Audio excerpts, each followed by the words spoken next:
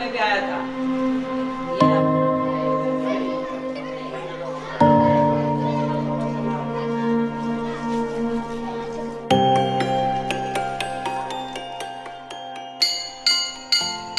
குல்ஷன் லோகருக்கு 2 கைகளும் இல்லை.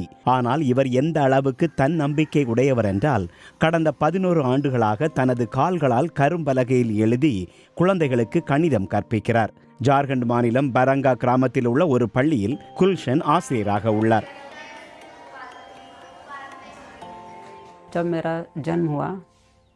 நான் பிறந்தபோது எனக்கு 2 கைகளும் இல்லை என்பதைக் கண்டு என் பெற்றோர் கவலைப்பட்டனர், ஏமாற்றமடைந்தனர்.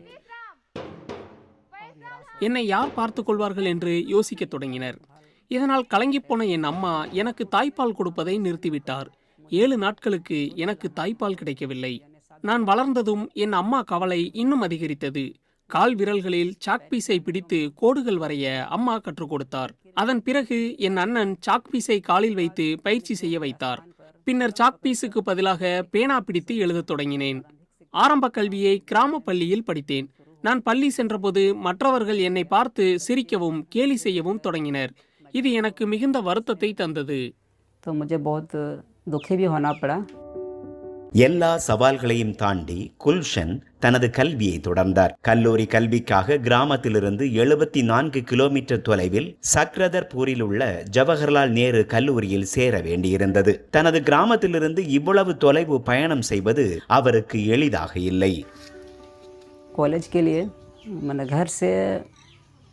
மனோகர்பூரிலிருந்து சக்ரதர்பூரில் உள்ள கல்லூரிக்கு ரயிலில் செல்ல வேண்டும். வீட்டிலிருந்து ரயில் நிலையத்திற்கு நடந்து செல்வேன். அதே போல சக்ரதர்பூரில் ரயிலில் இருந்து இறங்கி கல்லூரிக்கு நடந்தே செல்வேன். நான் அங்கு சேர்ந்தபோது என்னை பார்க்க ஒரு கூட்டம் கூடியது. நான் எப்படி எழுதுவேன் என்பது குறித்து பல வகையான விவாதம் நடக்கத் தொடங்கியது. वहाँ पर मुझे देखने के लिए लोग भीड़ इकट्ठे हो गए. तरह तरह की चर्चाएं होने लगी कि ये बच्चा कैसे लिखेगा. 2012 முதுகலை பட்டப்படிப்பை முடித்த பிறகு வேலை கிடைப்பது அடுத்த சவாலாக இருந்தது. குல்ஷன் ஆசிரியராக வேண்டும் என விரும்பினார். அதற்காக மேற்கு சிங்பூமின் மாவட்ட டெபுட்டி கமிஷனரை பல முறை தொடர்பு கொண்டார். 2014ஆம் ஆண்டு குல்ஷனின் சொந்த கிராமமான பரங்காவில் உள்ள மேம்படுத்தப்பட்ட உயர்நிலை பள்ளியில் அவரை கணித ஆசிரியராக steel authority of India limited உதவியுடன் மாவட்ட டெபுட்டி கமிஷனர் நியமித்தார். நான் இந்த கிராம பள்ளியில் வேலை நாட்களுக்கு மட்டுமே ஊதியம் என்ற அடிப்படையில் ஆசிரியராக உள்ளேன். 1 மணி நேரத்திற்கு 139 ரூபாய் ஊதியம் கிடைக்கிறது.